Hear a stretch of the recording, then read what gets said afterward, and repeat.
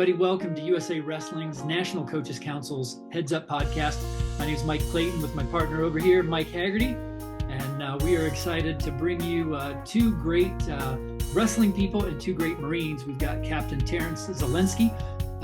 He is from North Carolina originally, and I know traveling the world, doing a lot of communications and wrestling too. So that's exciting. And we've got Gunny Sergeant Johnny Stefanowicz, who grew up, born in Maryland and then raised in Southern PA, and was on our 2020 Olympic team and a couple of world teams too dotted in there, Johnny. So thanks a lot for joining us both. How are you guys doing today? Doing great. Thank you for having us. Yeah, I'm doing well as well. Awesome. Now you guys are getting ready. Trials are coming up, like a lot of stress, a lot of pressure. Where are you guys at right now with that? Well, with me, I'm still traveling on the road, hooking and jabbing with my day-to-day job and finding time to train here and there. Not the training regimen I want, but it's a training regimen that I've been handed, and I'm making do with what I have to, at the end of the day, have no excuses. I know me and Johnny have some set training days together here in the near future as we get closer and closer to, game day, need to say. But at the end of the day, we know what we know. We're as prepared as we can be, and we're just going to leave it all out there as we should. Nice. Yeah, I will say it's been a learning experience, even with all the accolades and with all the years of experience, and with the amount of time that I've had and that we've had at the senior level. Even to the point of coaching now, and at as much coaching as I do, and as Captain, Zaleski does, there's a lot of learning that's been involved with that. There's a lot of audibles, there's a lot of changes, there's a lot of adapting still to this day. Just a handful of years ago, Captain Zaleski and then, roughly a little bit more than 24 other Marines that were training nearly full time, are nowhere near each other, geographically speaking anymore. And I would have to say I'm probably mimicking the closest thing that we have right now from everybody else that was on the team previously, all Marine wrestling team that is, to now, just with my position at the Naval Academy, where I do have, access to at least some folks who are, Division I wrestlers now, and just coaching myself. So it's still one of those tasks where you really have to not take for granted anymore on the amount of time and effort and expertise that the coaches that you have put in, to your success. And now looking back on it, it's definitely been a very steep and fast and hard learning curve in terms of just getting ready to prep. Before it was a lot of the doing, and now we're still expected to do the doing, but there's a lot of thinking, analytical pieces to the puzzle that were, used to not be in our realm, that are now they're our responsibility, and we're kind of learning them on our own. But I think we can go in more in depth later on, just how we've had, nearly half a dozen Marines still, qualify for the Olympic team trials without them being a team.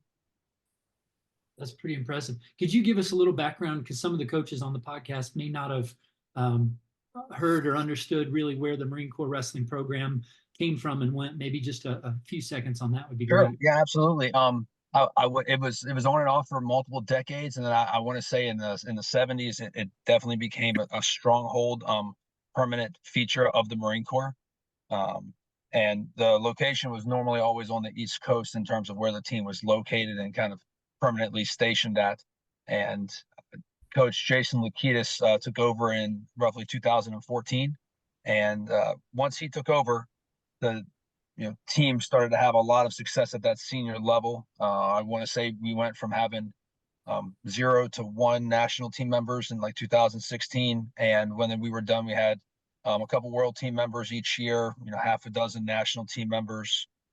We had, I want to say, correct me if I'm wrong, but I think we had six members on our team alone that were ranked in the top 20 in the world at one point, in 2023, 2024. And, that just kind of went to, how much success we had. And then in 2021, just due to the culture, due to the culture of the Marine Corps and just the landscape of our responsibilities, the All Marine Wrestling team was kind of deactivated and disbanded in a sense, due to some manpower constraints. And ever since then, the team was then solidified or dissolved, and we had a shift. So all those members are now out there in the Marine Corps, actively serving in different responsibilities and roles. Wow. So still working those full-time jobs for the Marine Corps, but making the time to train, Yes, sir. handle those logistics. Yeah. Wow. That's tough. Coach Haggerty, you know what that's like, don't you? Yeah, yeah. And that was one of the questions I had, guys, is just if there was a young man out there, a young lady that really had a focus and decided to want to track into participating in the Marines or for any matter branch, and then decide to also want to compete and maybe follow those footsteps that you guys have put forward, what would that look like? I mean, how would they go about that? How does that process work? Well, I could say from the Marine Corps perspective, the one thing that everyone in the Marine Corps has in common, to include the Marines who participate in the All Marine Wrestling Team, is they wanted to be Marines first.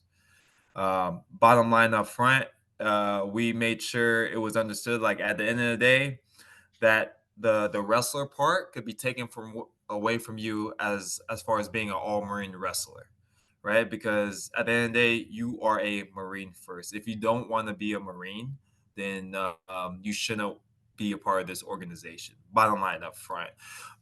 But because we had that mindset, we were able to cultivate an environment to where, hey, we're Marines, we're gonna figure this out, we're gonna find a way to win on and off the mat. So for those young athletes who aspire to want to serve in the specifically the Marine Corps and still compete on this level that me, Johnny, Captain Johnson, Ali, we're still competing at this level. uh you're gonna have to have you're going to have that will to figure it out, to make it work for you, because everyone's different. Because athletes like me and Johnny, we have that years and years of experience of what the right training looks like, what does the right diet looks like, what does being in the stressful environment but still being expected to perform at your highest level despite what you have going on in your professional life or even personal life. We have that experience because of how much time and effort we put through in those developing stages. So because we're not at those developing stages anymore, we're more matured. It's a lot easier for us to navigate. Still difficult, Mhm. but if you would have put me in this position 6 years ago when I was a fresh lieutenant, I would have been struggling extra hard because I was so used to someone dictating how my training schedule was. Right. So become a master of your craft as much as you can while you have that time. Because once coach is not there to coach, or your boss is not there to supervise, everything falls on you. All your success falls on you, all your failures falls on you, and all you can do is point at you whether or not you were successful or not. That would be my advice. Yeah, Coach Haggerty, I think to take everything that Captain Zaleski has said and kind of take it to another level and not make it about us and our success, but this is for the coaches and talking about the athletes that are out there and those high schoolers. What the All Marine Wrestling Team did, if we looked at per capita of people that were state champions or previously national team members or Fargo, not champions, but let's just say Fargo participants, that turned into world ranked level wrestlers. I would arguably say that the All Marine Team was by far the greatest and still to this day with this. The Marines have been per capita in a sense, by far the best in the developmental standpoint. And it wasn't that we want to beat the chest and say that we're just better. It wasn't always like that. Nobody came to the team and was great overnight. That's not how our program, like other military programs, are like. It's a developmental program, but that came from day one having an extra level of responsibility. And I think that's a big thing that our coaches in these days right here can immediately take and, not make the excuse for the wrestler that they're just in middle school or that they're just a high schooler or that they have a heavy course load. They need that responsibility in order to succeed. And, I teach profess at the Naval Academy. I'm trying to make our future, naval officers, both Navy and Marine Corps, that are supposed to go out there and lead me and other Marines, have the ability to think for themselves, but have this sense of responsibility greater than what they think that they're ready for. Right. And we can't just have them feel comfortable all the time. And what I try to preach to them is the first time that something that I teach you is needed, can't be a life and death situation. And so the same thing goes into our coaches and the people that are trying to, listen to this, and what we're trying to reach out to for our young athletes is the first time that you want your athlete to have to make that decision, whether it's a pass or fail, succeed or failure kind of situation. You don't want them to have that when you're not there to supervise. You need to be able to pass that on to them at a young age, at an early state in their career, and not have the excuses of, a home life, a work life, a school life, a personal life, a wrestling, life, and the career in which they have in it. They can't be excuses. We have to be able to grow at all times. And that's really what we cultivated on the team. Everybody had a sense of responsibility, and it wasn't on coach. It wasn't on, Coach Lakitas. He had zero to very, very minimal operational, logistical, administrative Oversight. responsibilities at all. He had oversight, but everything fell on us. If somebody failed to do their job, it was going to be at the risk of the team not being able to get somewhere properly or compete properly or having everything that they needed. So that was a greater sense of responsibility that we were able to grow up with, that then helped us out tremendously. And our coaches need to understand that. We're talking about training and coaching the best, toughest, most mentally hardened athletes and now future humans ever. It's the sport of wrestling. Wrestling is king to all sport, and we need to be able to push them to that level at a younger age. And that's what we did. That's what made us so much better so fast. Johnny, and when you say younger age, you meant like the younger age of the Marines that were on your team. A younger age of the coaches that are listening to this, right? Mm-hmm. We need to be able to. We can't. I mean, even to this day, I have a 6-year-old and a 9-year-old. You've seen my two sons, and they're in wrestling. If they forget their shoes, I'm not asking, right? We can't try and have that mindset where we're always going to have the fallback. We can't. We have to try and push that responsibility level and age appropriate, level appropriate, mindset appropriate, but not live with that regret later on when you have to let them go and have them spread their wings, that they're going into untested waters. They need to be able to do that on their own, right? I take that to macro size that into a new level where you have full teams, traveling internationally. The responsibilities, those small responsibilities build up into higher successes when the stress is high, when the weight cut's hitting, when the opponent is tough, when the match is on the line, all those things. It might not be the biggest thing right there. We can't just train them in being tough in this, mindset of competition. But when they have all those other aspects involved of just being hardened by different stressors constantly, the sport gets easier. It gets more fun. It gets more enjoyable, and they're more successful. Sorry, Coach Hag, I interrupted you. No. Great, John, it was sort of along that same thought process. I just as sort of a follow-up, you've got two sort of pools here, and you could argue a third, that you're merging a world of the responsibility that you have with your military commitment, and then you have the world of world-class training. And then if you want to add in the personal life elements, I mean, it's tough enough to do one of those, right? Like and that's the world that I've kind of come from.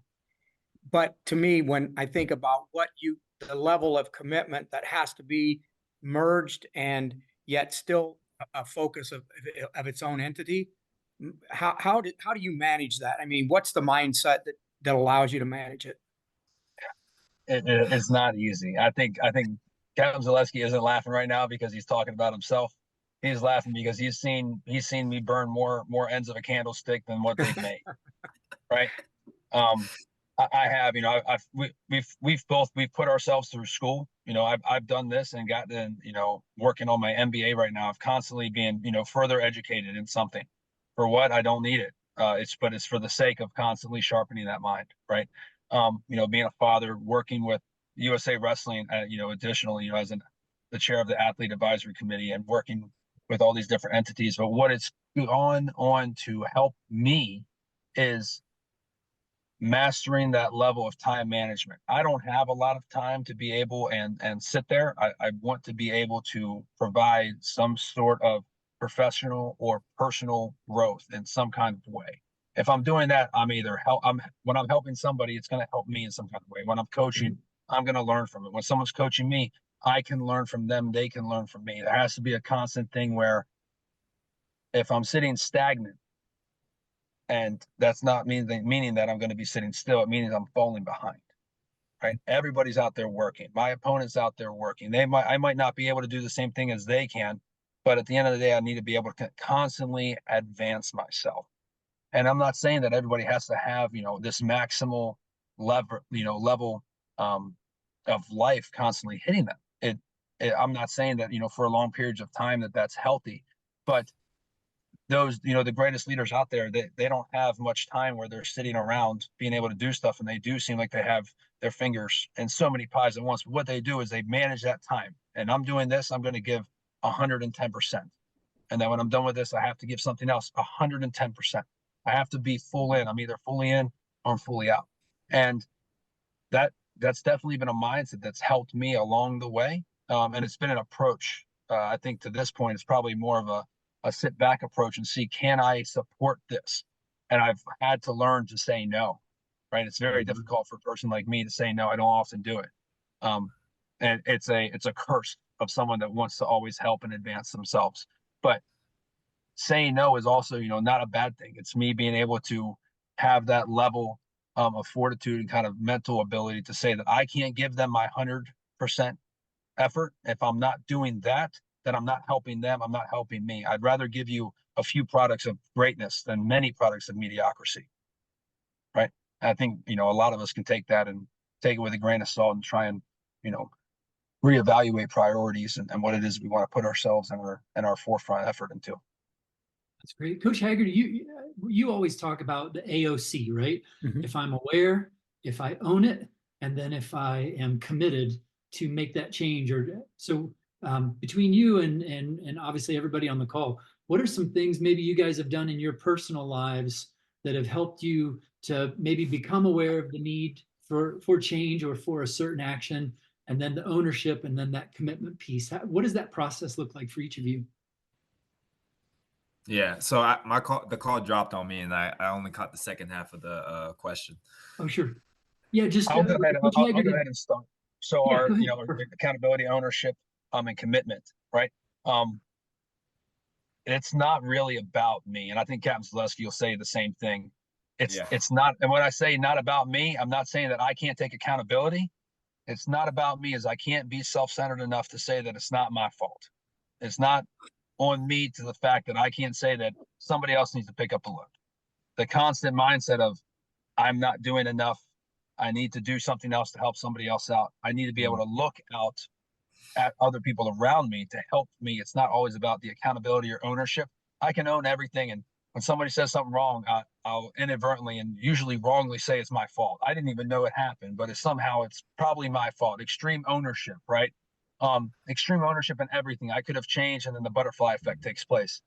But what's helped us out and what's helped me out personally, even with Terrence, and he, hopefully he can say it's also played the other way, is I have a very tight-knit, honest group of people that are in my circle that can tell me when I'm veering off the right path, veering onto the wrong path, not walking the line that I'm supposed to, putting myself back in my place. But I don't always have to have that. I can't do that with everything else. If I was doing something, if I knew I was doing it wrong, I just wouldn't do it, right? And that's where a lot of guys mess up, is if I knew I was doing something wrong, I wouldn't have done it. How'd I get this far? A lot of times it's because, these athletes or the people that are growing up or the people that are out there on their own, they don't have a group of that inner circle of trusted advisors, pretty much, that they can look up to and look with, from that peer group and say, am I doing enough? Am I doing it right? Hey, help me advance in 1% of one way, right? I'm very fortunate that I've bought into having a very tight knit group of people that can relate to me and know what I'm doing and know the stressors of life and know what it is that I'm going through on a daily, weekly, annual basis, and can tell me, that's not a valid excuse. You can't get away with this. You can do this if you go this way, or reach out for some help, take a load off, tell somebody no, kind of thing like that. I'm very fortunate in that category, and I think that a lot of our wrestlers will have that AOC that Coach Haggerty's talking about. But I think taking a mental preparation and approach to the AOC will help actually execute that to the fullest by having those people around you to help you know what that accountability, know that level of ownership that need, or know whether or not you can fully commit yourself to what it is you're trying to do and accomplish. Yeah. So, and to that extreme ownership, Johnny, I have the same quote unquote problem, right? Because it's always like, I know I could do more. I know I could give back. I know I could, take it a step further. What am I doing wrong to where I'm not getting the results I want? And what do I need to do to get there? It's all my fault. I'm taking all this ownership of it. However, the people you do surround yourself with has an impact, right? Not only to reel you back and walk the line, but to remind you that, hey, man, we're doing good right now, right? Because that positive feedback is also important as well to keep you in the right mindset.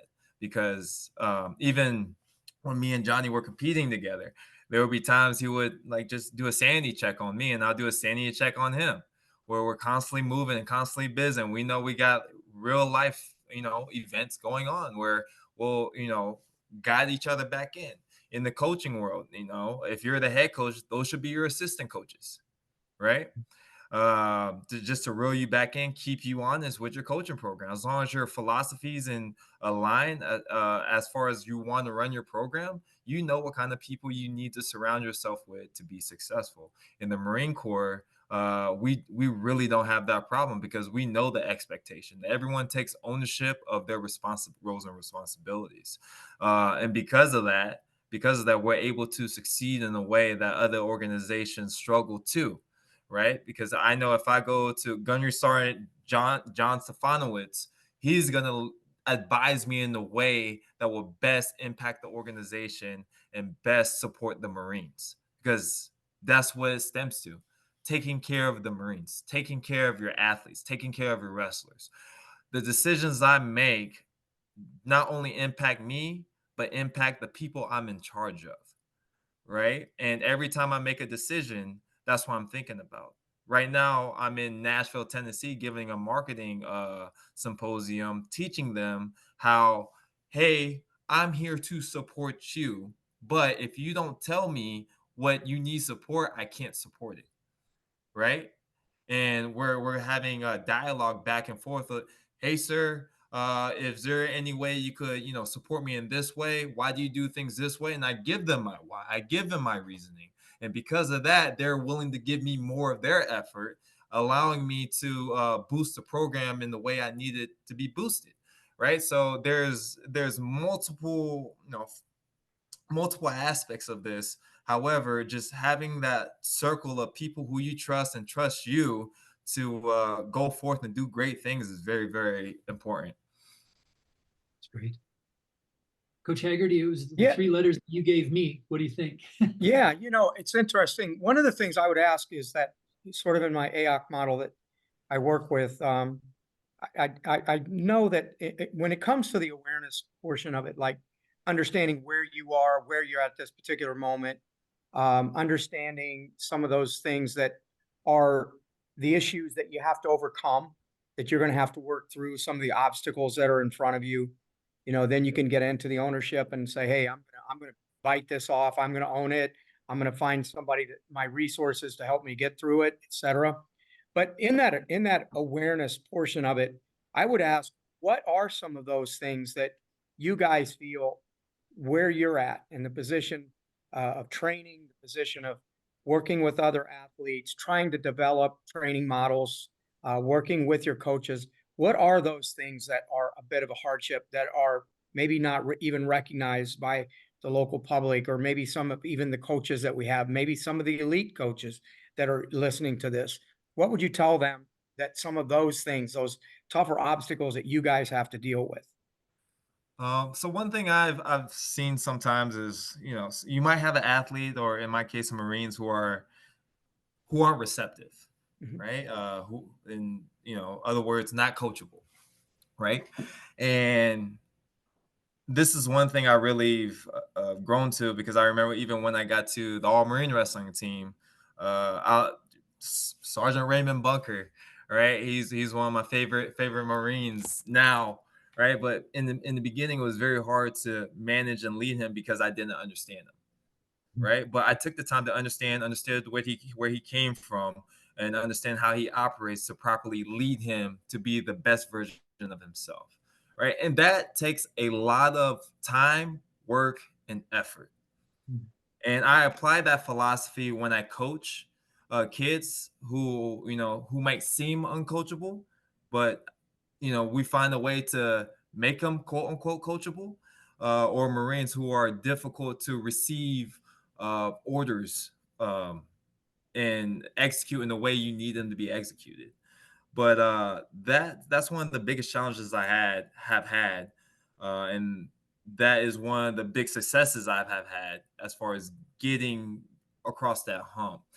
Being able to understand somebody, where they're from, to better lead them in the direction I know where they want to go.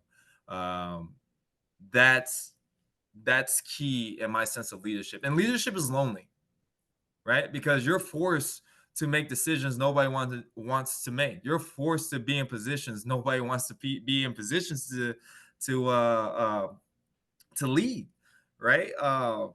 If I have a kid looking at me for the answer, and that kid is nowhere near that skill level, or that competent athlete, who am I to tell him no? Who am I to deny him that opportunity? It's my job to remove that obstacle, or to figure out a way to make that kid better, To right? give them As the long as he skills. does, yeah. Yeah, yeah. And if I'm in that leadership position, I'm in. That is my duty. That is my sole purpose of why I'm there. Yes, we want to win, but what's more important is to develop that kid, no matter where he came from, what he looks like, how he acts. Is my job to get him to where he need to be a better human being. That's my take. And I love the focus on development. I think that's ultimately what we are about. Like, whether or not we're speaking of the elements of USA Wrestling, or we're speaking of the Marines, I mean, it's about development, right? It's like bringing individuals to their greatest potential. And I'm a big believer, no matter what it is, in high performance. And Johnny, you spoke to that a moment ago. Like, just whatever it is that you're doing it to the best of your ability. You might have to put a few things to the side in that particular moment, but it's constantly elevating whatever that element or that task is at that particular time. It's high performance. And I think that's what you guys are speaking to. Yeah, I would, I would go on a little bit further for the coaches, right? For the coaches, and to understand the athletes is, if there's got to be so many, it would be kind of disheartening to see, the percentages in it, but how many coaches went up to the athletes and said, "What is your plan?" Mhm. Right? What is your plan? So we want to talk about awareness. The first step of awareness. We can't own anything if we're not aware of it. We can't commit to what we don't 100%. own, right? So we Yeah. need to be aware. Love But it. the first step of that, it's two, it's two-tiered piece here. Is, one's for the coaches and one is for the athletes, but both people need to be aware. Um, and it's not the same type of awareness as an athlete is to a coach. I think that's probably the difficult part on my end. And what Terrence and stuff are experiencing right now is, we're somewhat playing both roles, right? And that's very difficult. It's like, the biggest fool in the courtroom is, the person that represents themselves. Right? Mm-hmm. And the same thing goes right here. It's difficult to balance both of those, but from an awareness standpoint, as an athlete, we need to be able to know what is our goal, and what type of goal, as in short term, long term, everything else. But it's not up to the athlete to determine that goal. It might be up to them to choose that goal, but it's not up to them to initiate the process mentally, cognitively speaking, on understanding that I need to have a tangible goal. If not, I'm going through this non-tangible goal. I'm going through this non-tangible practice. Everything else is no longer as real and realistic. I can't get upset at myself for not getting the rep in because I don't have the goal to get to. And it all sparks back from the coaches. And, something that the Marine Corps did really, really well a long time ago is, these periodic counselings. When we first meet, I have a counseling within 30 days of meeting your new boss, your new coach for this matter. There's a sit down counseling. We're going to write on there. I want to know your brother, your sister, your mother, where you're from, what your goals are, where you're going. Do you have a college degree? Why not? What kind of, professional development, continued education plan do you have? If not, you need to have one because we need to be able to sharpen, our steel and sharpen all categories of life, not just wrestling, because after that, wrestling's going to end one day. We need to be able to set you up for success after wrestling. That's a big thing that Mike Clayton and I and a lot of the guys and girls over at USA Wrestling are working on is the outboarding, not just the onboarding, right? But what about the offboarding for athletes when they're done at the senior level? We want them to have a good taste in their mouth and a sense of accomplishment and support when they leave, right? The same thing happens for these young athletes that we're trying to talk about coaching up to prepare for the real world. There's a very small percentage are going to be at the level that we're talking about that we're at right. And we can't look out for just those guys. That doesn't help the sport. The coaches are there for the sport, not for themselves. So we need to be aware enough to sit down and understand that an athlete needs to have WIFM, right? The acronym WIFM is huge. And we haven't heard it. Many people haven't heard of WIFM before. WIIFM. What is in it for me? Yeah. Everybody's got a WIFM. If not, you ain't going to try hard. Exactly. So what's the WIFM? Yeah. We need to have that. We need to understand that. And we can't be controlling enough to think that our athletes don't have that.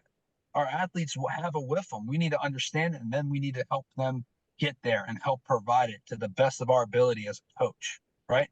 That can start with a counseling. That can start with simply sitting down, having one periodically, not one at the beginning and end of the season, but one throughout, run during, winter break, one during the summer. What's your plan? That way we both understand what we're going. Once we put it on paper, once we speak it into the universe, then it's out there. It's on our minds. We put it on paper, right? So we can read it, we can write it, we can see it, we can say it. Those are all the different types of things on how we get a higher level of commitment and confirmation on what it is that we're going to do. So we don't have to try and reinvent the wheel. The science is already there. Why don't we use that science, right? So for the coaches, we need to be aware enough to understand we need to have these athletes and then see what is there with them. What is it that we can help them get to? That way we change our approach, right? And the same thing for the athletes. I need to be able to understand what are my tangible goals that I can put in, not just state champion, right? We need to put in, I want to get this GPA. I want to be able to help out at this location in my off time. I want to be able to do, X, Y, and Z. I want to be able to save enough money for a car. Things outside that make us a better human.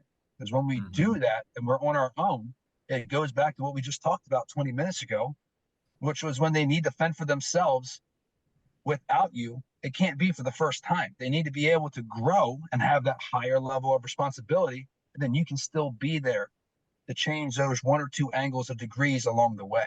That's what coaching is, right? We're holistic in a sense. It can start with that right there. When it comes to awareness, we need to be able to put it in a tangible sense at all times. We can't just say we have good intentions, because when we have good intentions, we can still have bad judgment. And when we have bad judgment, the execution is still absolutely horrible. We need to have a good plan all throughout. But even the checks throughout that plan, right, Johnny?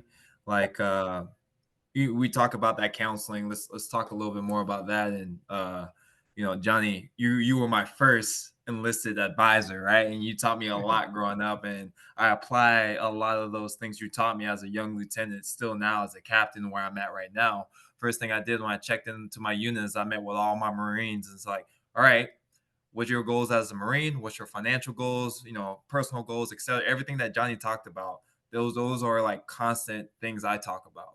But what does that show the athlete or the Marine? It shows that you care, right? And what really shows that you care is when you revisit those things. I've coached kids whose only goal was just to lose weight, and he wanted to do it through wrestling. There's nothing wrong with that, right? There's nothing wrong with that. The kid works hard, wants to lose weight, and he's slowly attaining his goals. Last year he was a freshman, this year he's a sophomore, and now he's winning matches, right? But all he wanted to do was lose weight, and through that goal, he wanted to stay in the sport, and now he wants to win, right? Because he got a taste of that. But we started somewhere. But constantly reminding them of their goals to give them that driving force, because we know in wrestling season, in the harder it becomes very, very dark. All right. How do you keep your athletes from going completely internal?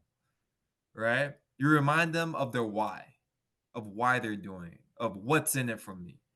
Right? And that's something we try to emphasize in the Marine Corps. Right? We embrace the suck, the good and the bad. Right? Hey, this is gonna be tough. This is not gonna be fun. However, we're gonna get it done. We're gonna do it well. Right? I'm already setting the mindset. It was like, all right, let's get after it. Right? And you could apply that to whatever we do in life. Right? Because in order to be successful, you're gonna have to do things you don't want to do. Right? But But if I'd you say don't have goals and directions, it's gonna be 10 times harder. I would go and I would take exactly what Terrence said here. And the next question that the coaches or anybody that hears anything of this or is talked about is, okay, you just explained what, but now, and you explained the why, but now the how, right? The how. How do we do that? Because I'll go on record and say that leadership is the easiest thing in the world to learn with the hardest execution. Is the easiest thing to learn and the hardest thing to execute properly, right? And when we talk about the WIFM and the awareness, the coaches, this is strictly for the coaches, from a leadership standpoint, is understanding the WIFM also comes with understanding the human, right? So we talk about understanding the Marine. We normally go off of there may be more, and there's always, one more, imperial, piece of knowledge, but we normally have 4 colors for leadership principle or personalities, right? And it's like red, orange, yellow, and green, or red, orange, green, and blue. I think right now is the big 4: red, orange, yellow, and blue. And each one is, a different. They are from the IQ and the EQ. They're tested, and it's very easy for coaches to do this. I mean, we do it all the time. I've actually changed colors back and forth, throughout my time. And as a coach, what I can do when I have athletes or students, or even if my children one day do it, this is the type of person that they are. So then when you're speaking to them, going back to like Ray Bunker, when you speak to them in a certain way, they receive it, right? So it's very simple. We're talking about radio transmissions here. You can send it all day long, but if they don't have the right frequency to receive it, they're not going to hear what you said in any kind of way. We need to take that to another step as coaches and understand that we are a leader that speaks in a certain manner. We transmit our information and our expertise and our knowledge and our caring hearts in one way normally. So to be aware, it's to be aware to now transmit that in different ways for different athletes and different people, because everybody's different. You can't force everybody and pigeonhole them into, you're going to receive my information this way, you're going to have this type of personality. You don't. You have people from the same school district that have very different upbringings, right? So their take on life and the way in which they receive you as a human and as a coach is going to be different. It's not up to them to change the way that they receive. It's up to you to change the way that you transmit it for them to receive, right? So we have those different personalities, and now we can learn how to actually pass that knowledge on, pass that coaching on for them. And that way they're going to grow. When they do that, they're going to be appreciative, right? And what that now ensues is, we're talking about the national teams and everything else, is we're getting away from what is normally portrayed as that one style manner, as a transactional style of leadership, and now bringing that coaching and transformational style of leadership into their lives for them to then emulate. And that's where it comes from. A transformational leader doesn't just change where they are, it changes who they are and how they transmit all this information to the people that they're leading to then get to that next level. It doesn't happen by simply saying, we're going to do it this way and this is how we transform. And if you don't do it this way, then, you're voted off the island. That's transactional, and autocratic to its fullest. And a lot of times our coaches who have been coaching for decades and decades and decades say, well, it worked 30 years ago. It should work now. And you should just adapt to the way that I'm doing it. We can't do that. We have to adapt. USA Wrestling adapts. We pivot, right? We do things very well. As coaches, when we take a step back and own that sometimes we don't have the awareness, it's going to help us grow and then coach more children and do it in a better manner, have that transformational / coaching leadership style to try and get to those different leadership personalities. And that's how you're going to make the better humans. And then you're going to help them succeed and grow and have that level of responsibility at a younger age. Yeah. I mean, and you don't have to change who you are to do that, right? Yeah. Because Johnny, we know what kind of person you are, and I know what makes you tick, and I know what makes you go, right? And that's just from working with each other, from a coaching perspective, from a friend perspective, from a Marine Corps relationship perspective, right? But throughout time, we got to know each other because at the end of the day, we are teammates. We are Marines, and it's our job to motivate each other, to get us going, to coach each other, right? Because it's a two-way streak when it comes to what we do in our profession, right? So to your point, John, yeah, spot on, man. I think if we get into it, Mike, a little later on that is simply also, choosing our athletes, our team captains, right?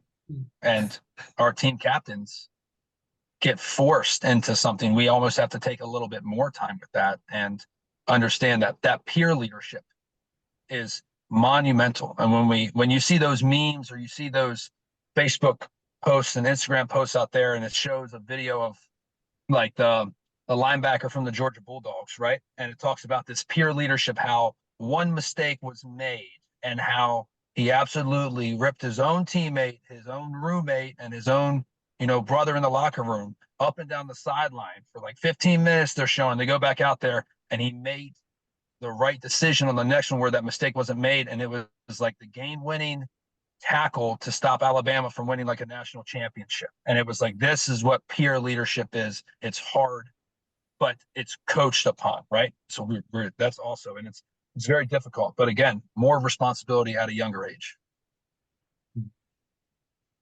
Coach Haggerty, what are your thoughts? Listening to Johnny's, and it's not fair to call it a dissertation, but in some respects, that last bit of information, that segment of information that Johnny shared reminds me of so many 12-hour road trips with Coach Mayab.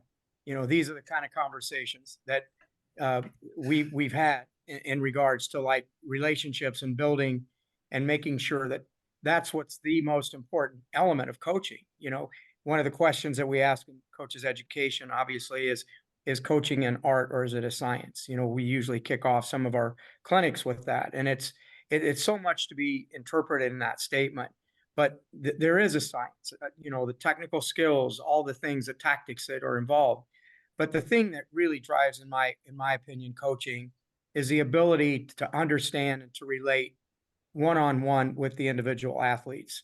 And the idea that, like you say, the frequency has to be intact. Like your frequency is probably any number for every athlete you have, you're probably operating on a different frequency to some extent. In today's world, athletes are hearing messages, they're interpreting those messages.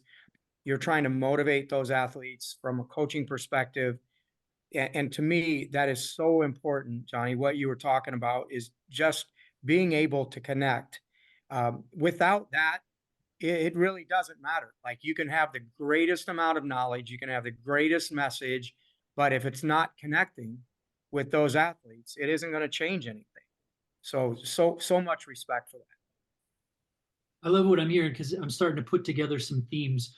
One sounds like you've got to find a mentor, right? Whether that's somebody in a higher position than you, at the same position or you, make sure that you're communicating with a mentor.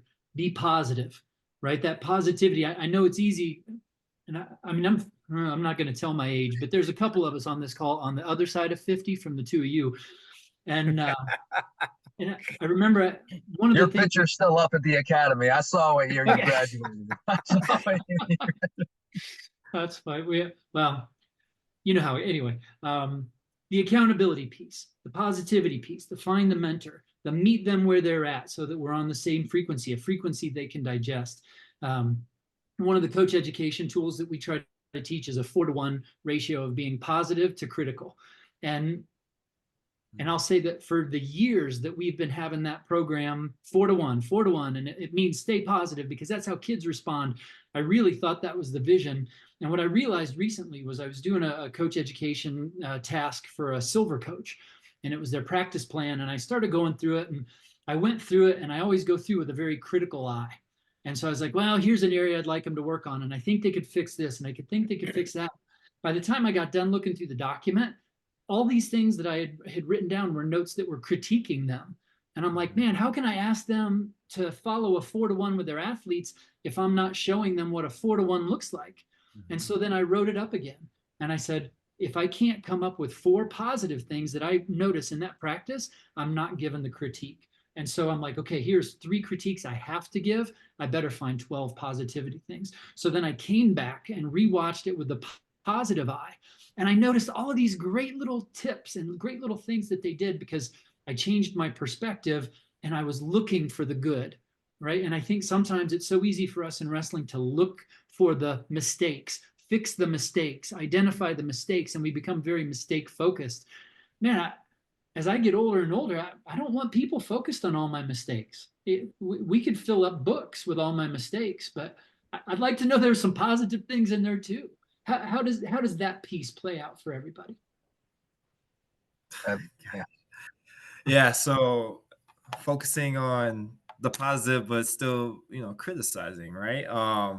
Prime example, right? I'm doing this marketing summit where my Marines are responsible for creating graphics. Okay. So they created a graphic using a new software, and we go straight into critiques. Okay. And the first thing they're doing is peer-to-peer critiques now, and they all do the same job. So it's very, very cutthroat. And everything is so negative of you should have done this, you could have done that. And it was like, all right, I got it. It's my job to mediate. Let's take a step back. Well, what was good? Let's talk about that. Right. And through that, they build confidence. Right. I was like, okay, so I'm not bad. I'm actually pretty decent. And you apply that to coaching. I do it in coaching as well. All right. You completely did the move wrong. However, right, you took the right steps to get there. We just got to work on your finish. Right. And that's the easy fix. So taking that approach, even with life, because you got to be calm to yourself too, because we are our biggest critiques. Right. Even as coaches, we should have put this kid in a lineup, or we should have took him out. We should have shifted him, wherever that looks like. You make a decision, you own it, and you learn from it. Right. Well, we did this good on the back end. Right. Or we did this good here, or I did this good here. You have to give yourself praise along with the critiques. So, I'm all for about the positive mindset, but keeping the harsh critiques, to a minimum, to the sense of like it's not overbearing to where that's all you think about is a big attribute that we need to have as leaders and coaches to positively impact our teams. I would if there was a suggestion or something, coach, like I can't even say his first name without saying coach, but like Jason Lakitas, he is a life coach to me more than anything else. And he would do so many small things that helped him be efficient while being effective, right? Because he is probably one of those anomalies that goes against everything that's in the leadership books and everything that the Marine Corps states, right? Because he didn't have any assistant coaches, but at one point he had up to 32 plus wrestlers at a time. And each and every one of them felt the exact same way about him. But the Marine Corps is, put on a pedestal as, one of the best, leadership organizations. And they've deemed it, this, comes from the books, and it says that a leader can have no more than 8 people to coach. That's why those large Big Ten programs are so successful, because you have the assistant personal coaches, right? Those personal coaches don't have too many athletes. And you look at a program, let's say a program like Penn State or something like that, where the head coach is not the one barking. The head coach is not the one doing it. The head coach barks to the assistant coach, right? And you have a cadre of individuals. You have a small group of individuals and limit it to no more than 8. And then you lead them and you put everything into them. And then they are supposed to mimic and mirror you with their own art and science. And in order to understand the mission and the goal and what what it is that we're trying to do, and then they lead 8. And so the common denominator is no more than 8 people are you supposed to lead at a time. Like Coach Lakitas would do dozens of people at a time. And it was always, to me, it was always like just something that we could just take a book and write about. But the thing that he did was he always started with the positive. And a lot of coaches that I see that are having these high level camps, and there's a sense of urgency in everything that we do. So when there's a sense of urgency, we're usually looking for the bad, because what we're trying to do is correct first. When you're trying to correct to then get better, we look at the bad first. That's the way that the mental mind, that's the way that we're wired as humans. And what he would always do is start with the positives. When he got to enough positives, it'd be 4, it'd be 5, it'd be 6, it'd be 7. Hey, let's work on this. If there were too many negatives, he wouldn't say the negatives that day, but he would write. He would write. He would journal, just take a note. This person, this person, this. And if it becomes a trend, well, now you don't have to say that they did it wrong every day, 5, 6 days a week. You can know what it is that they're working on and then approach it in a different manner. But instead of saying one bad thing, I found 3 bad things, I got to find 12 good things to say. No, I'm going to say the positive things, and then I'll add in, the corrective action later on, not the corrective action and then build them up. We want to reel that fish in first, right? So that's the approach that he would make with that. And that was kind of, tremendously effective, and it just made coaching more efficient. I think it made it less stressful for him as well, because he could look back and see it, and then it was easier for that one-on-one time afterwards to then, hey, I want to work on this, not in the heat of the moment while you're sweating, tell you what you did wrong, break you down, and then try to build you up. There was constant building with understanding later on. When you write it down, once again, you write it down, you can see it. It's a tangible item that you can now work on. And that approach definitely helped him, because we have a lot of coaches out there, all throughout, and especially the coaches that you're trying to reach to within the commission, within the program, and just within USA Wrestling as a whole, where they don't have the ability to have a Big Ten program where they can have a full staff. And if you're going to say I'm one coach with 8 people, that's also unheard of, right? Especially at the youth or the adolescent age. It's we're putting a lot of strain on the coaches. And a lot of time they haven't had the training. So to be able to make them the efficacy, right? The effectiveness and the efficiency. How can they increase the efficacy of coaching to make better humans and better results, right? On and off the mat when they're no longer under them, as an athlete anymore. And I think that's one thing we can really take away. I would go ahead and say this at this time, because I believe with all my heart, I always believe this. Following leadership and coaching, that's sort of been my destiny now for the last probably 40 years. The thing that's always been I've been very aware of is that there are those leaders that can step in and initiate corrective action. They're not very positive, but they can initiate and make change. They can go in and immediately and make those corrections necessary.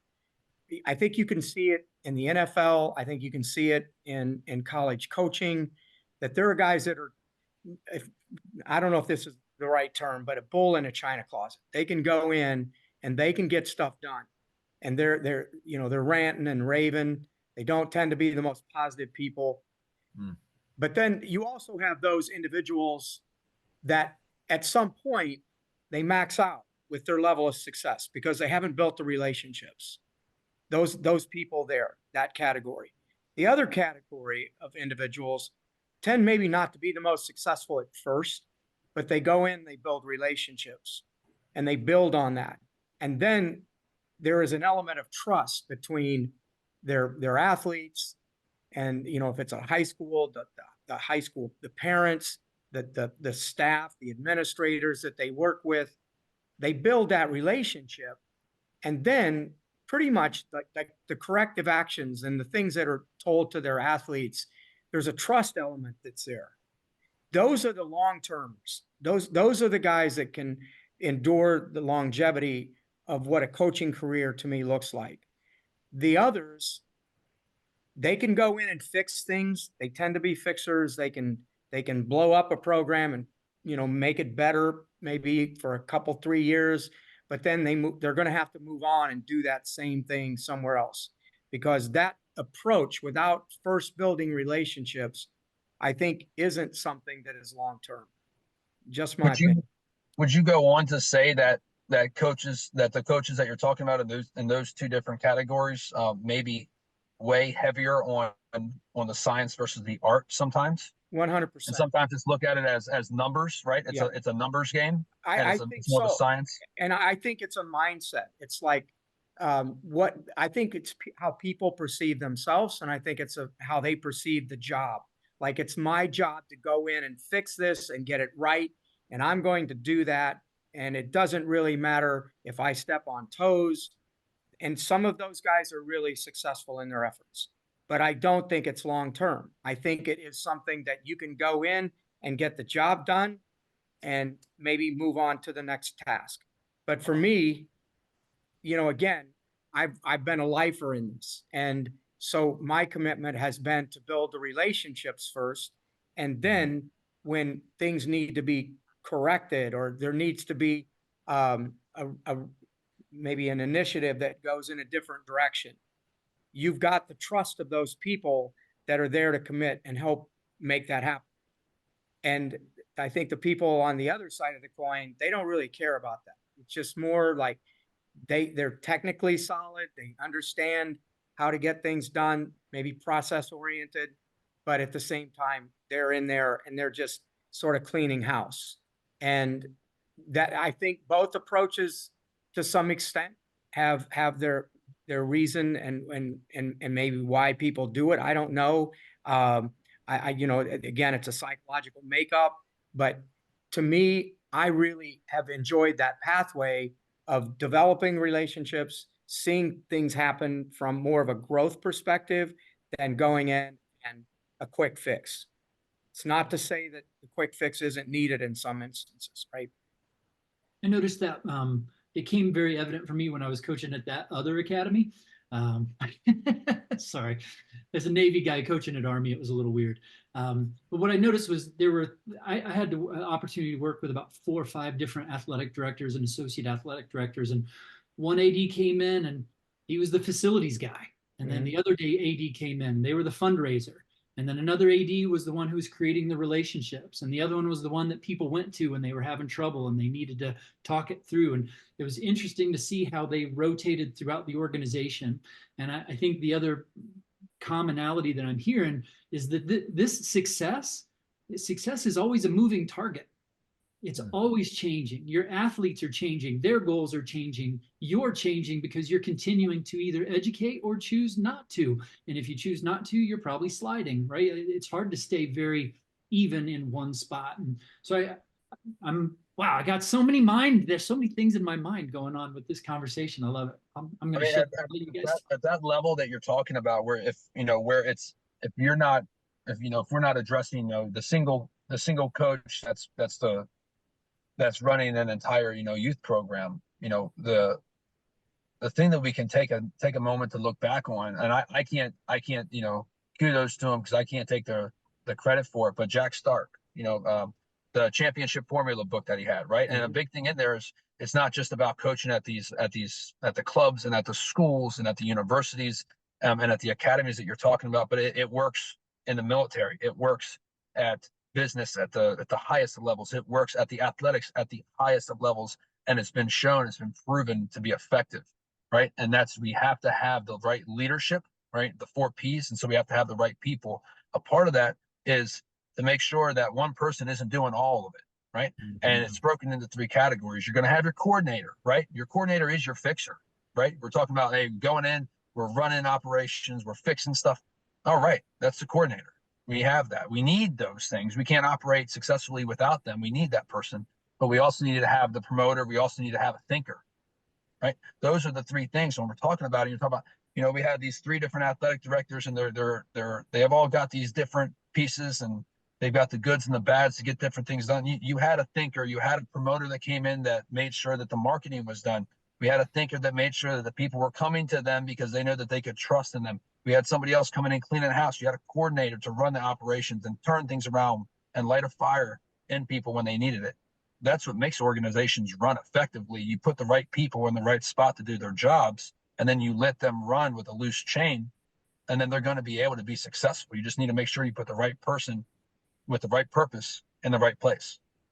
Yeah. I'm not saying anything negative about any of the other collegiate programs, but that sure sounds a lot like a Penn State coaching staff. I was trying to, I didn't know if it was right or wrong. So I just tried to leave names out, but yeah, I mean, Because we're that's positive, right? That's the positive piece. And other staffs have other challenges, and maybe they don't have those P's because maybe they don't have the budget or they don't have the skill set yet, but they're working to get there. So it's not a knock on anybody. But I mean, at the same time, it's not, one of the things in there wasn't currency. It's finding the right person with the right attitude and the right approach. There's many. I've been criticized myself for doing a lot of things and like an outreach manner and not collecting, a financial gain from it, right?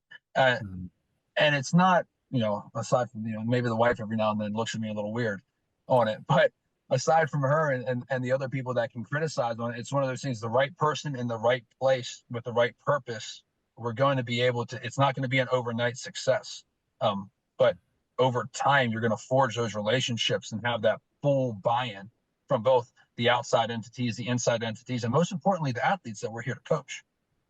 And so when you get that full buy-in, everything, it becomes an unstoppable force. Yeah, but you also have to set a standard and expectation, right? To help give that guide. If you don't have a standard and expectation for your team, for whether it be the coaching staff or the athletes to follow, then where are we going with this, right? You have to have a common goal and a common vision and be cohesive and sync, which is why I think going back to the Marine Corps, that's why I think we work so well as an organization, because we know what our commander's intent is. We know what job needs to be done. We know our expectations and roles. That's a big thing. Know your role and play your role well, right? If when me and Johnny were on the team together, my job was public affairs. My job was community engagement. His job was the welfare of the Marines, right? Making sure they're doing all the stuff that they need to be doing to be, qualified to be a qualified Marine, where my job was to be worried about, hey, where are we going? What high schools are we visiting? What clinics are we running? Where, what are we doing on social media? How are we behaving on social media? Or is are the Marines prepared to be interviewed by media, right? If I'm too focused on what Johnny is doing and he's too focused on what I'm doing, how can we be an efficient team, right? So I think that goes into that quote unquote initial counseling piece of, hey, this is your roles. This is my expectations for you. I need you to execute this. If you see something that looks out of line, just let me know and I will deal with it accordingly as the person in charge, right? But please stay in your role and let's do this thing and do it well and focus on your job, right? But that's how you build that cohesion. That's how you build that trust amongst your team. Yeah. How do we segue to close this episode? This is not going to be easy. I don't even know how. Well, I think that we have the control to say, if you guys were willing to come back and join us again, I would love to make a part 2 out of this, because I do think that there are so many elements that you guys being, elite level athletes, coaching at this particular time, the messages are so important for our coaches to hear at all levels. And it's not just, get in and let's embrace the grind. That's all great and good. But the cognitive side of what coaching represents and what you guys bring to the table at this particular time, I think is so valuable for all of our coaches, whether they're youth coaches, high school coaches, elite level coaches. Everybody could gain something from hearing this information. So I don't know what your thoughts are, Michael, but I'd love to have him back again if you guys are willing to do that. Absolutely. Yeah, I mean, hey, coaches need to whip them too. Yeah, exactly. For sure. I love it. Well, I can't thank the Marine Corps enough. They've been great partners of USA Wrestling for a long time, and we appreciate the Corps and what they represent and the partnership that we have. If anybody on the call is interested, we'll have a link in the notes down here so that you can find more information about the Marine Corps. Terrence, did you happen to wrestle for PJ Smith when you were at Pembroke? No, I did not. I did not Okay. wrestle for PJ. Okay. Well, and I noticed that you were a UNC Pembroke grad in your bio, and we just lost a legend of the sport, and Yes, he a was. mentor and friend to so many of us, in PJ Smith, and a shout out to him, and Johnny, again, a shout out from our Greg Strobel Leadership Academy. You're one of the Athlete Advisory Council Leadership Award winners, recognized by the Greg Strobel Leadership Academy and the board of USA Wrestling, and we're trying to emphasize more and more the power of leadership from our athletes, from our it's our biggest constituent group. It's our athletes. It's why we're here. And so special thanks to all you guys for that. And a couple of last closing words, and then we'll just kind of sum it up from either of you guys. Oh, I mean, I would just, if I had anything to say out of there, it's always been such a huge relief and sense of success, to not just be an athlete and be successful, but then turn that around and be a coach, right? And have an athlete have that trust and faith and confidence and go out there and succeed. And, it definitely took a long time for me to understand the gravity when somebody says that, as a full-fledged coach that's bought into his athletes, bought into their athletes, when your athlete wins, you win, and when your athlete loses, you lose, and how they feel that. And I think from feeling that alone, and that from that first instance, on to now, and hopefully for many years, as we start to transition from the active athletes into more the deeper depth of coaching roles, I think that's what's really sparked this for me in terms of coaching and just trying to lead and take what the Marine Corps has afforded me. I haven't figured it out all on my own. It's been preached from the mountaintops for over a decade and a half now for me, and I think for that it's just been something that I can try and pass on, to people, not just to pass on to the next generation, but pass on to people out there. Try to execute that peer leadership that I've always found, it's always the most difficult thing to do. Sometimes it's scary. Sometimes it's difficult to coach up, coach aside, and coach down. But there's definitely been parts of my journey that I want to continue to pass on to everybody else to try and make the sport grow into a greater organization. Yeah, and for me, I mean, you think about one of the big goals of the Marine Corps is to create quality citizens. Wrestling is not so different, right? Through hard work, perseverance, the sweat, the grit, the critical thinking, we are creating those quality citizens as well through this sport. I give a lot of credit to the sport of wrestling for helping develop me as a person who I am today. All the Marine Corps did was, build off of that. My dad's a retired Marine. He gave me a lot of foundational stuff just to go and just be a good human being, right? And just to care about people and not be selfish and understand, just the different aspects of life and understand that things aren't always going to be easy. Then wrestling just reinforced that aspect of it of, when you lose, it's like, what did I do wrong? Well, you didn't do anything wrong. You just didn't do enough, right? And sometimes that's just the nature of the beast. But as long as you leave it all out there, whether it's in coaching, whether it's in competing, whether it's in your professional life, personal life, you shouldn't have any regrets. You should feel good about who you are. With that being said, that is a quality citizen. So what we do as leaders, what we do as coaches is very important because at the end of the day, you are that parental figure that a kid doesn't have, or you're that parental figure, that mentor, that guidance that the kid might need when his parents aren't around. So or even adult, right? Because Jason Lakitas, he has been phenomenal to me, and he doesn't have to say too much to let me know that I know he cares, right? But yeah, so as we continue to partner in the future, I mean, that's the common goal. That's our common goal. How do we create quality athletes and quality citizens to have a better place to live in this world that we live in today? I love it. Coach? I guess I would just wrap it up and say that when it's all said and done, our the podcast itself is measured sort of in two ways, and at least that would be my hopes. Is number one, the quality of the people that we have as guests, and number two, the information that they're willing to share. And I think today was an A plus. So I just want to thank Johnny and Terrence. You guys absolutely amazing. Love everything that we got into. Like Mike says, just wish we had a little bit more time to go into some of this stuff in more detail. But I certainly believe that as far as quality and character of the individuals and what you guys were able to share with us today is nothing but A plus. Thank you. Thank you. Thanks to everybody for tuning in. And on behalf of everybody at the Heads Up Podcast, National Coaches Council, and USA Wrestling, thank you for what you're doing for our kids, creating great environments. And again, thanks to the Marine Corps and our two special guests today. We'll get you guys back to part 2 soon. Take care, everybody.